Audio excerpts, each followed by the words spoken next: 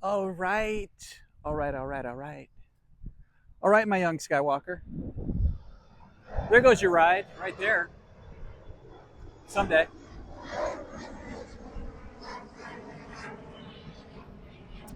I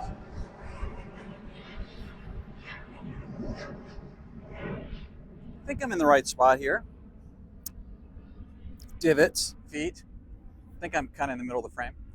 Um, I have a microphone. There's a lot of ambient noise out here, but hopefully you can hear me. I paid, I think, $4 for this microphone on Amazon, so it should be pretty good. Hopefully it's working. All right, let's talk about mechanics. That mower back there is not going to help me. Um, so, okay. So, how should we think about mechanics? Again, this is completely aside from whether how much you would mess with mechanics in your swing, what you're working on with your coaches, what you do during the off season, what you do during the season, whether to see your coach, break glass in case of emergency because you've just missed 3 cuts in a row, like those types of changes versus off season, more legitimate motor pattern changes. Okay, there's all kinds of different ways to look at what your strategy would be. But it's good to have a basic understanding of what you're trying to do with mechanics, right? Because that tends to help you do a couple things. First, if you understand how mechanics work, it gives you a better chance to be working on the right stuff, so you're not wasting time. Um, and it gives you a better chance for success. Um, and it also helps you understand what mechanics can and can't do, right? Like, so you could be over reliant on good mechanics. Like, for instance, the kid who hits it good on the range and his coach says, "Yeah, everything looks good. Go out and shoot 78. Everything doesn't look good. What's wrong? Looked great on the range this morning," right? So, what can mechanics do and not do? And this gets a little bit back to our conversation about the unbelievable capabilities of your natural hand-eye coordination, central nervous system, self to me going, "Hey, Skywalker," I throw you a ball and you can just catch it, right? You're not like, "Bend your elbow, open your hand." Like, your conscious mind can't do it, but your subconscious can react with incredible speed and precision, right? So that's what you're trying to tap into. But you want good mechanics. The golf swing's complicated. It's an extremely difficult motor skill to get right. That happens at high speed and requires unbelievable amounts of precision. And then you're going to do it when the world is crashing down around you when at super high stress levels. So yeah, it's a big ask. So having good baseline mechanics gives you an opportunity to let self two, your subconscious, do its magical thing, right? Subconscious. Okay, so what would be the magical thing the subconscious can do? Kind of like if I throw you a ball without telling you, you can catch it perfectly. Would be if I was saying, if I was watching you hit balls and I was like, "Okay, uh, young Skywalker, uh, do what you're doing, your stock 7 iron, but catch it one groove low in the face." Like, you might not quite do it the first time, but second time you probably do it. You're at that level. Um, that's an unbelievably small adjustment to a really complicated system, but you could do it, and you wouldn't. You're consciously you don't know what you're actually doing. Like, you don't know, are you lifting the system slightly, a couple millimeters? Yes, but how you're doing it, when you're doing it, but you could do it, right? That's your subconscious. That's like that's the Tiger Woods inside of you that you want to tap into all the time. But you want to give Tigger a good opportunity. Um, you want to open up the window for that kind of level performance by having a good baseline mechanics, because it makes it more statistically likely. It makes the subconscious do less complicated work to get to the right spot at impact.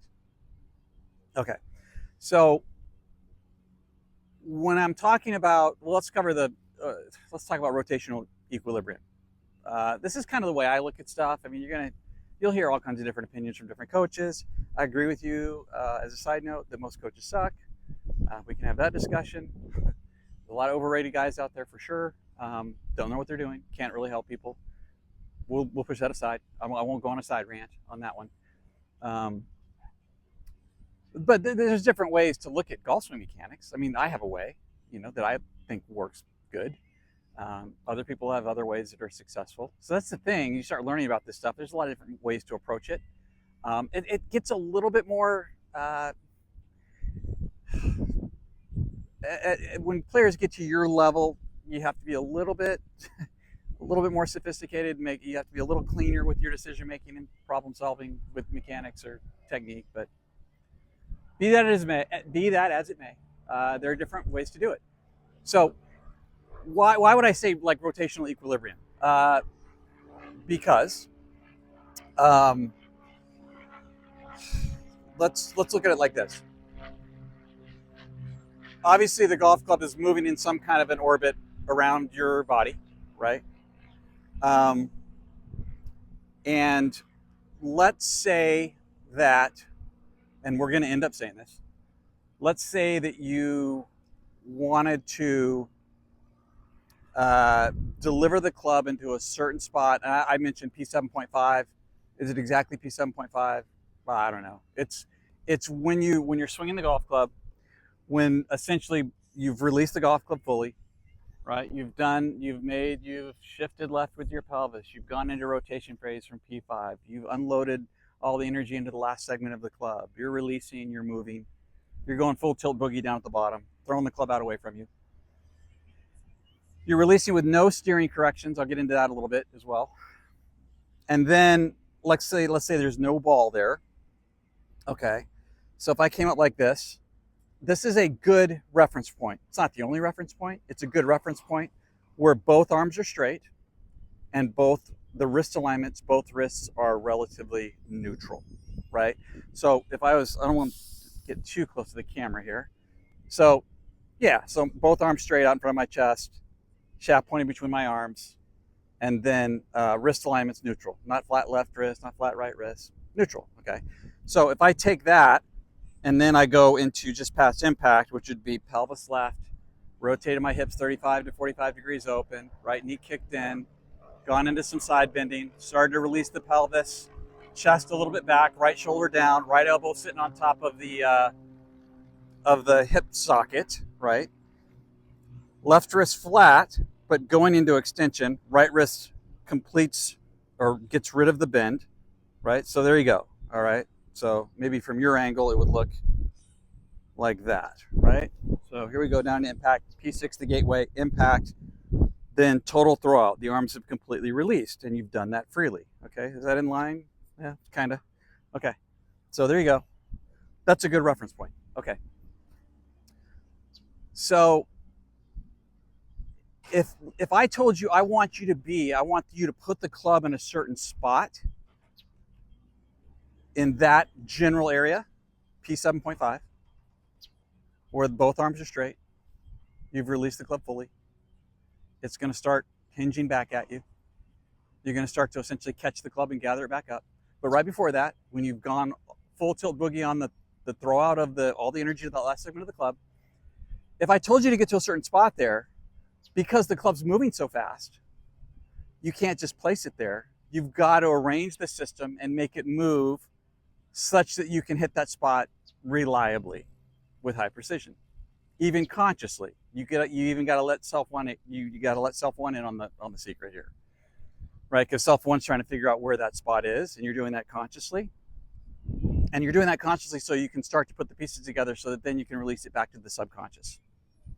Okay? If you don't have, this is my term, rotational equilibrium, then it's really hard to figure out how to get to that spot at speed. Does that make sense? Okay. Now, the thing I said about the two orbiting bodies, it's not like your center of gravity as the club gets heavier. It's got inertia. You're holding onto the club, not letting go. Club head tries to go in a straight line. You're making it turn left. So the inertia's resistance to change is giving you a dynamic pulling weight of whatever it is, 80, 90, 100 pounds. So it's like the moon got heavier. It generated more mass. So in other words, if I was slightly out of balance with my body, the way I moved my own center of gravity, and the club was moving really fast, and the club pulling out away from me, it would literally want to pull the whole system, both rotating objects, out that direction toward where it's the heaviest when it moves faster. Okay? So in order to counterbalance that effect, I need to feel as the club speeds up and coming through impact, I need to feel like I'm not necessarily, your center of gravity is at your pelvis, so you're not pulling your pelvis away to try to counterbalance that dynamic pulling weight, but you are arranging yourself around your center of gravity with different body alignments so that you can resist that throw out just the right amount. So it's not center of gravity moving away. It's the rearrangement of your body around the center of gravity structurally to handle that fast moving, heavy club head. If you can do that, you really, if you can manage these two opposing things, right? And you have rotational equilibrium, you can not only move the system around, but you can move the pieces within the system because you have total control of the orbit of the club, the radius of the club head at speed. The better way to think about this is not really center of gravity versus center of gravity. The better way to think about it, physics-wise, would be you've seen what would be a good example? So a tetherball pole, okay? So tetherball pole, ball hanging, send the ball super high speed like this, right? Well, the dynamic pulling weight of the ball, because the string makes the ball turn left, but the ball's got inertia forward straight, and so it resisting turning left is what makes it pull against the string, keeps the string taut. But that pulling weight wants to, as the ball goes around, it would want to lean the pole, right? It would want to bend or pull the pole out of the ground, depending on how fast you're moving the ball. So if you were to think of you being the pole and the ball going around, and every time as the ball goes around the orbit, you were leaning the pole backwards, right? So it started to look kind of like that. That would be rotational equilibrium. Or when the two kids, they grab each other's arms and they spin around in a circle, hold on to each other, and they let go and go flying off. Rotational equilibrium, okay? So that's probably a better way to think about it. So it's not surprising then if you're going to watch a high-level golfer as they land the pelvis, do the lateral shift, move to the funnel P5, down to P6, throw the club out in the rotational phase, that let me give you the face-on view, that's probably a little better. When you release the club, you will see high-level ball strikers look some version of this, right? Something like that. So it almost looks like they come out of their postural angle some. This is partly because the pelvis is being released. That there's a counterbalancing effect there. But again, you're rearranging the structure so you can keep turning and handle the dynamic pulling weight. And there's almost an imperceptible with a lot of ball strikers. You see the head go back and this way slightly, right? So as you are in full rotational phase, it'll look like the head from the cervical spine up through your head and eyes will almost look like it shifts backwards a little bit. So greatly exaggerated, right? It would look this way, right? Almost like you've shifted left, and as you rotate, it's partly through side bending and pelvis release, but you'd almost feel like your chest was leaning back away from the club as it was released. And if you look at old school golfers that were great ball strikers, you see a little bit more of that. Like the modern tour swing, we can always talk about that stuff, how the modern tour swing has evolved. So modern tour swing is a little bit more rotational, more side bendy, but the same essential template is taking place there. But you used to see the old school golfers, right, where they had a little bit more leg drive, a little bit more of the reverse C, but they're doing the same type of thing. And what they're trying to do is they're trying to counterbalance the fact the club's moving real fast, it's going to release. And what you want to do is be able to release freely, and you want to have the mass of your body arranged in a way that you can manage that release. In other words, if I got a little bit out of balance and had the club moving fast, then it would want to look like this. So if I was moving like this is a gross exaggeration, and I wanted to see you here as an exercise, let me give you the right angle.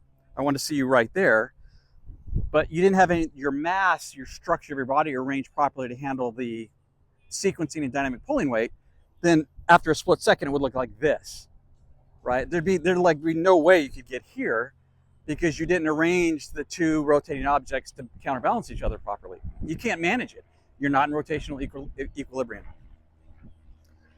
Okay, so that is a mediocre way to describe it. There's better ways to describe that. Let me get back on my mark here. Let's talk about why you want to be able to have that basic skill that you would develop consciously.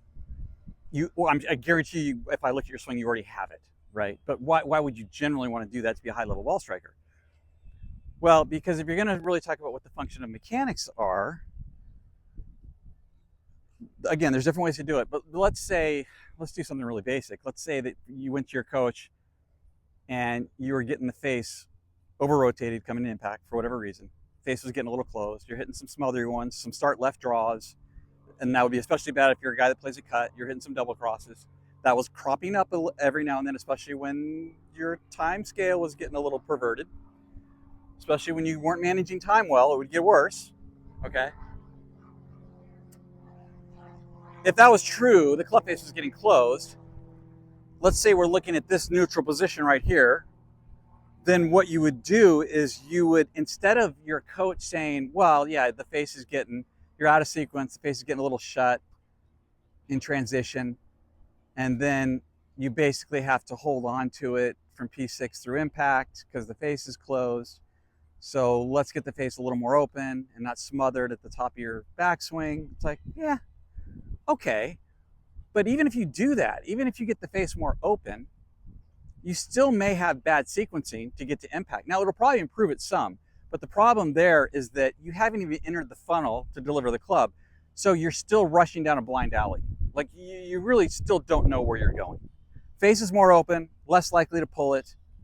I still don't quite know what's going to happen at the bottom. Let's keep our fingers crossed. No bueno. No. It would be much easier if you knew where you were going, or you used some kind of a checkpoint at the ball or past the ball, so that you understood beforehand what you were trying to achieve, so that you could release somewhat freely, but have the club face less closed. Okay. So, and this is an example how you'd work through this. Okay.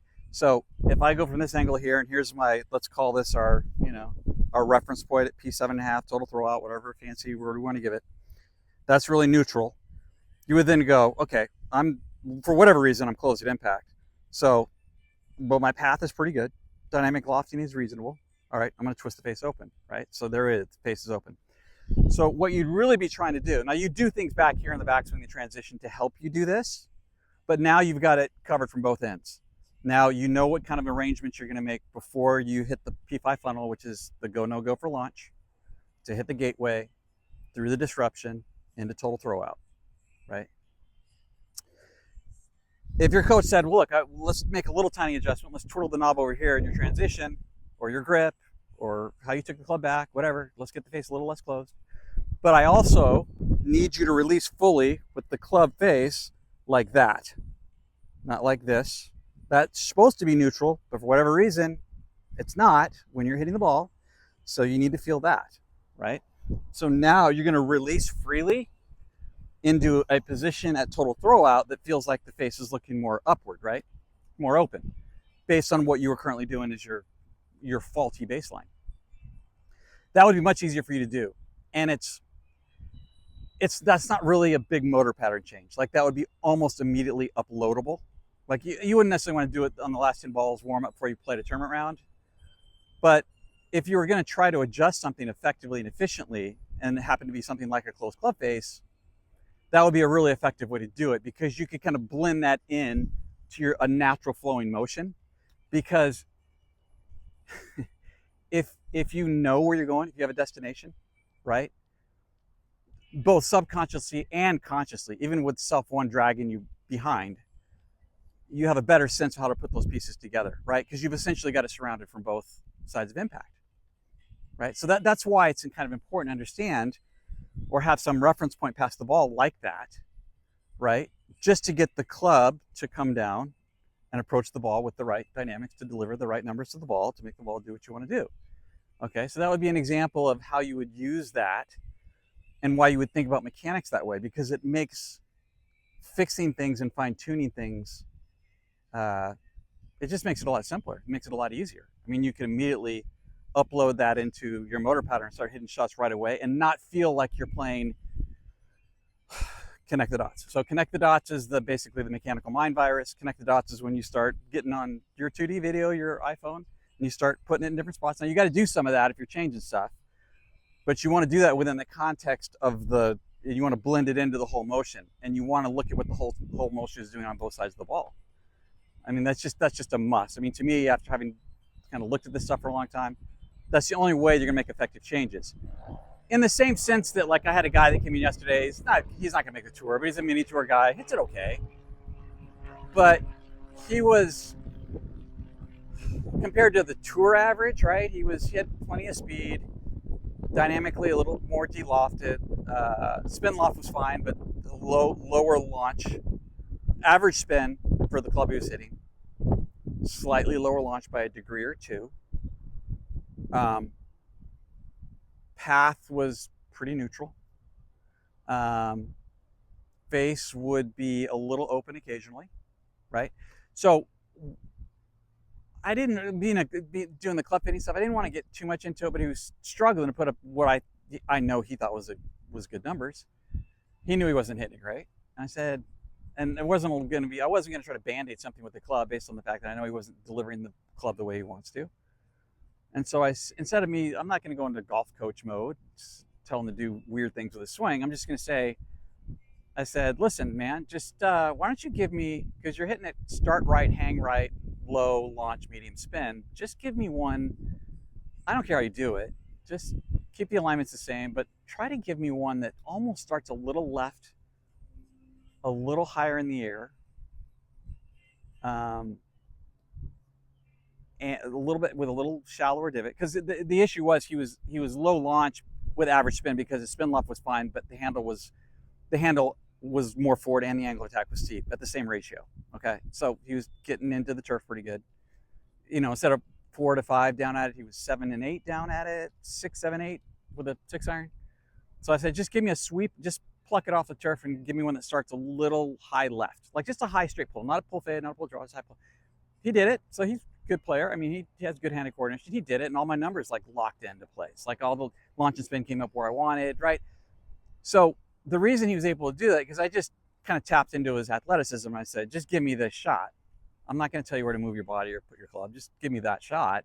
And it just tricked him into, instead of delivering this, he just delivered a little bit more neutral with a little shallower angle attack, more dynamic loft. Spin loft was the same. Spin didn't change. Launch angle came up 2 degrees. Perfect. Ball started straight. Pace was squaring up. Great. So, but why? Why could he do it? Because he's not a PGA Tour guy. He's a mini tour guy. Because I gave him some idea of where he was trying to go this direction. He started thinking about, what am I going to do to deliver the club down here to make the ball do a certain thing? So we were just advancing his attention, at least his conscious attention, before he started executing in a way that would kind of trick him into delivering the right impact numbers. But that's ultimately all it's about, right? You're just trying to move the club through space in an efficient way to put good numbers on the ball. E, do you need me?